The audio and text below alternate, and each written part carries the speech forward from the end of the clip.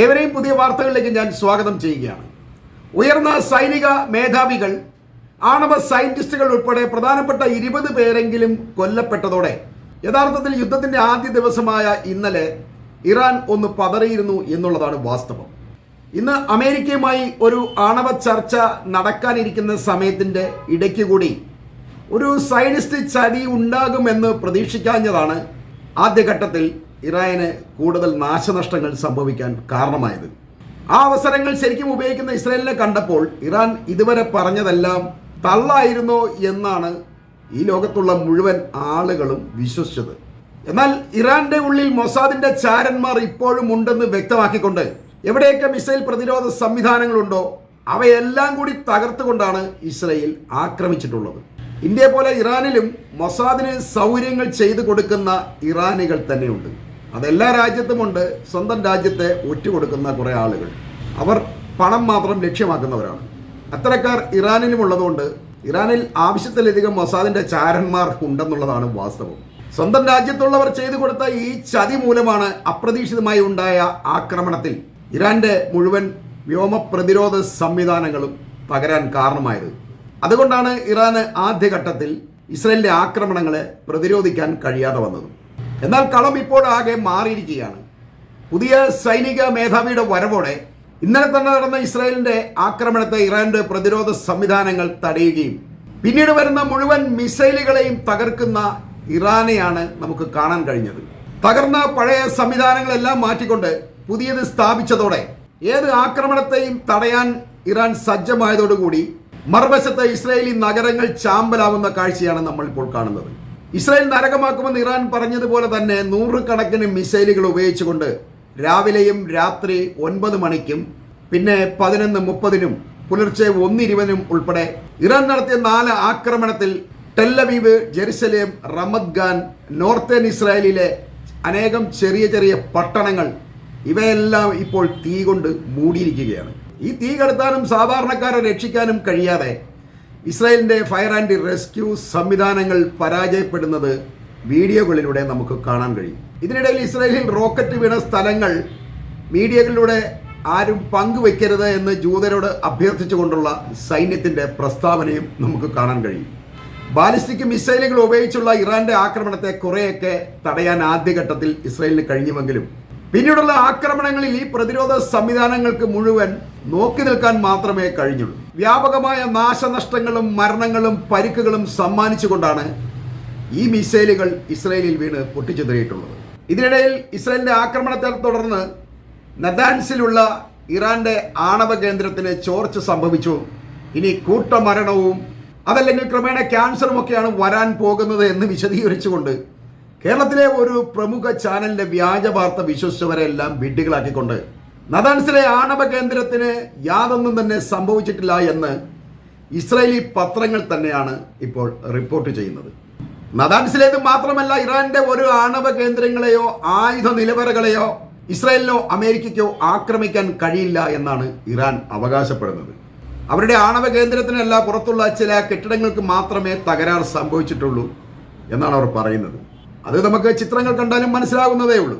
Israeli ആക്രമണത്തിൽ ഈ ആണവ കേന്ദ്രങ്ങളിൽ ആണവ ചോർച്ചയോ അല്ലെങ്കിൽ ആളപകടമോ ഒന്നും ഉണ്ടായിട്ടില്ല എന്ന് ഇപ്പോൾ സ്ഥിരീകരിച്ചിരിക്കുകയാണ്. അതുമായി ബന്ധപ്പെട്ട ചില ഓഫീസുകളോ അല്ലെ കെട്ടിടങ്ങളോ ഒക്കെ തകർന്നിട്ടുണ്ട്. അത് സ്വാഭാവികമാണ്, ഒരു ആക്രമണം ഉണ്ടാകുമ്പോൾ അങ്ങനെയൊക്കെ സംഭവിക്കാറുണ്ട്. ഇറാൻ പറയുന്നത് അമേരിക്കയുടെയും ഇസ്രായേലിന്റെയും ഒക്കെ ഭീഷണി ഉള്ളതിനാൽ ആണവ കേന്ദ്രങ്ങൾ ആഴത്തിലുള്ളതും അതീവ സുരക്ഷയിലുമാണ് ഞങ്ങൾ നിർമ്മിച്ചിട്ടുള്ളത് എന്നാണ്. അതിലും പ്രധാനമായി നമ്മൾ ശ്രദ്ധിക്കേണ്ടത് ഇറാന്റെ ഏറ്റവും വലിയ ആണവ കേന്ദ്രമായ നതാൻസിലേത് കാക്കസസ് പർവ്വതത്തിന്റെ അടിയിൽ ഏതാണ്ട് 300 അടി താഴ്ചയിലാണ് അവർ നിർമ്മിച്ചിട്ടുള്ളത്. ഈ 300 അടി താഴ്ച എന്നൊക്കെ പറയുന്നത് അമേരിക്കയുടെ ഊഹം മാത്രമാണ്. അതിനർത്ഥം ഈ ആണവ കേന്ദ്രം കൃത്യമായി എവിടെയാണെന്നോ എത്ര താഴ്ചയാണെന്നോ അമേരിക്കയ്ക്ക് പോലും ഊഹിക്കാൻ കഴിയുന്നില്ല എന്നുള്ളതാണ്. ഇനി അറിഞ്ഞാൽ പോലും ഇത്രയും ആഴത്തിലെത്താനുള്ള മിസൈലുകളൊന്നും ഉമറൊന്നും കയ്യിലില്ല എന്നാണ് നമ്മൾ മനസ്സിലാക്കേണ്ടത്. എന്നിട്ടാണ് ഇറാന്റെ മുഴുവൻ ആണവ കേന്ദ്രങ്ങളെയും അടിച്ച് നിരപ്പാക്കി എന്ന് ചിലർ ന്യൂസ് ഉണ്ടാക്കുന്നത്. ശരിക്കും ഇസ്രായേലിന്റെ ആക്രമണം ഇറാനിലെ ജനവാസ കേന്ദ്രങ്ങളെ മാത്രം ലക്ഷ്യമാക്കിയിട്ടുള്ളതാണെന്ന് നമുക്ക് മനസ്സിലാക്കാൻ കഴിയുന്നതേ ഉള്ളൂ. ഈ ആക്രമണത്തിന് പകരം ഇറാനും ഇസ്രായേലിന്റെ ജനവാസ കേന്ദ്രങ്ങളെയും പട്ടണങ്ങളെയും ആക്രമിക്കുന്നതിനാൽ അവിടെയും അപകടങ്ങളും മരണങ്ങളും ഒക്കെ വർദ്ധിച്ചിരിക്കുകയാണ്. എന്നാലും ഇസ്രായേലിൻ്റെ ഈ സ്ഥിരം പല്ലവിയായ 2 മരണവും 20 പരിക്കുകളുമാണ് ഇത്തവണയും ഇസ്രായേൽ അവകാശപ്പെടുന്നത്. ഇസ്രായേലിനെ സംബന്ധിച്ച് അവർ ഏതൊരു മിസൈൽ വീണാലും സ്ഥിരമായി 2 പേരെ മരിക്കാൻ വേണ്ടി അവിടെ കൊണ്ട് നിർത്തുകയാണ് എന്നുള്ളതാണ് രസം.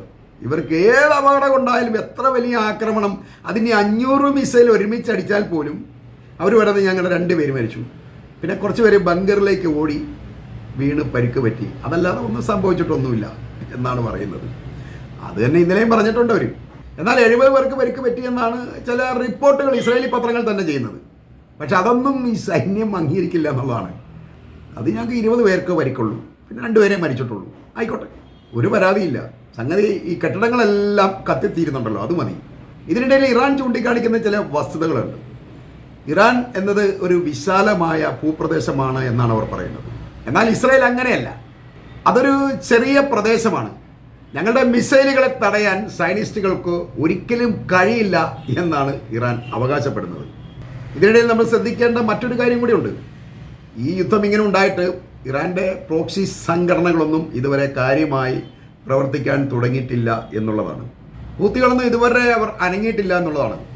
എന്നാൽ ഇറാനിൽ നിന്നുള്ള നിർദ്ദേശങ്ങൾ വന്നു കഴിഞ്ഞാൽ വരും ദിവസങ്ങളിൽ ഹൂത്തികളും ഇസ്രായേലിനെ വളഞ്ഞിട്ട് ആക്രമിക്കും എന്നുള്ള കാര്യം ഉറപ്പ് തന്നെയാണ്. ഇറാൻ്റെ മേലുള്ള ആദ്യഘട്ട ആക്രമണത്തിന് ശേഷം ഈ നെതന്യാഹുവിൻ്റെ ഭാഗത്തുനിന്നോ ട്രംപിൻ്റെ ഭാഗത്തുനിന്നോ ഇപ്പോൾ കാര്യമായ വെല്ലുവിളികൾ ഒന്നും ഉണ്ടാവുന്നില്ല എന്ന് നമ്മൾ ശ്രദ്ധിക്കണം. ഇന്നലെ ട്രംപ് പറഞ്ഞത്, മര്യാദയ്ക്ക് നിങ്ങൾ ആണവ കരാറിൽ ഒപ്പുവെച്ചോ, എങ്കിൽ കുറച്ചെങ്കിലും ഇറാനിൽ ബാക്കിയുണ്ടാവും, അല്ലെങ്കിൽ ഇനി വരുന്ന ദിവസങ്ങളിൽ ഇതിലും ഭയാനകമായിട്ടായിരിക്കും ഞങ്ങൾ ആക്രമിക്കുക എന്നാണ്. എന്നാൽ ആ ഭയാനകത ഇപ്പോൾ ഇസ്രയേലിലാണ് സംഭവിച്ചിരിക്കുന്നത് എന്നറിയണം.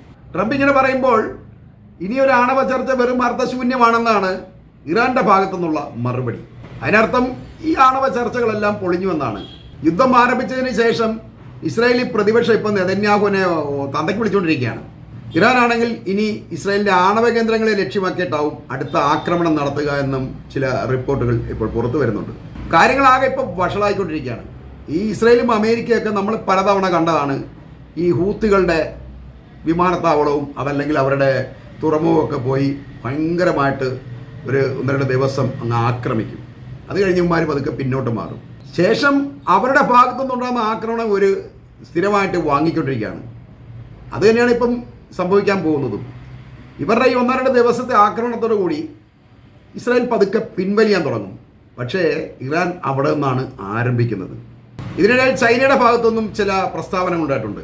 ഇറാൻ്റെ പരമാധികാരം, അവരുടെ സുരക്ഷ, അതല്ലെങ്കിൽ പ്രാദേശിക സമഗ്രത, ഇവയൊക്കെ ലംഘിക്കാൻ പാടില്ലെന്നും എത്രയും വേഗം ഇസ്രായേലിൻ്റെ സൈനിക നടപടികൾ നിർത്തിയിട്ടില്ലെങ്കിൽ ഞങ്ങൾ ഇടപെടുമെന്നാണ് ചൈന ഇസ്രായേലിന് മുന്നറിയിപ്പ് നൽകുന്നത്. ചൈനയുടെ ഭീഷണി കേട്ട ഉടനെ തന്നെ പേടിച്ച് ഇസ്രായേൽ പിന്മാറും എന്നൊന്നും ആരും ചിന്തിക്കേണ്ടതില്ല. എന്നാൽ യുദ്ധം നീളുകയും ഇറാന്റെ പിന്നിൽ ചൈനയുടെയും റഷ്യയുടെയും ഒക്കെ ഇടപെടൽ ഉണ്ടാകുകയും ചെയ്യുന്നതോടെ യുദ്ധം മറ്റൊരു തലത്തിലേക്കാവും വഴിമാറുന്നത്. ഇസ്രായേൽ ഇതുവരെ കണ്ടിട്ടില്ലാത്ത പല ആയുധങ്ങളുടെയും കലാപ്രകടനങ്ങൾ ജൂതർക്ക് ആസ്വദിക്കാൻ കഴിയും എന്ന് പറഞ്ഞുകൊണ്ട് ഞാൻ ഈ വീഡിയോ ഇവിടെ അവസാനിപ്പിക്കുകയാണ്.